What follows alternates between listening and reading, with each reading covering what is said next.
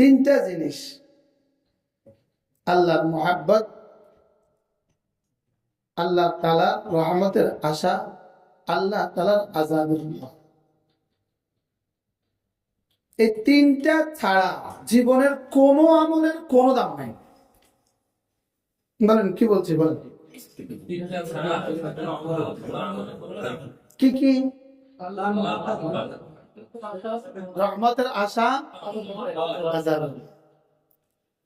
ومن يرتد منكم عن دينه فسوف يأتي الله بقوم يحبهم ويحبونه.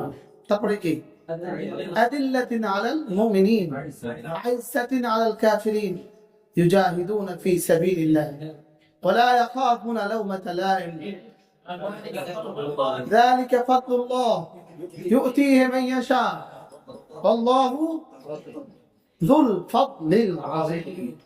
কেউ যদি তোমাদের থেকে মুরতাদ হয়ে যায়, নাউজুবিল্লাহ, রব্বের নামে আরেক দল বানাবো, যে দলের এক নাম্বার কাজ হবে যাদেরকে আমি ভালোবাসি,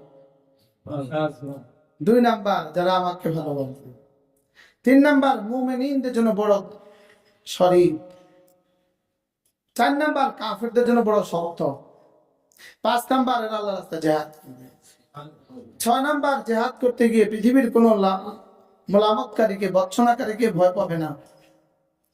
এই ছয়টা সিফাত হবে, রব বলেন আমি নতুন যে জাতি বানাবো ওই নতুন জাতির সিফাত।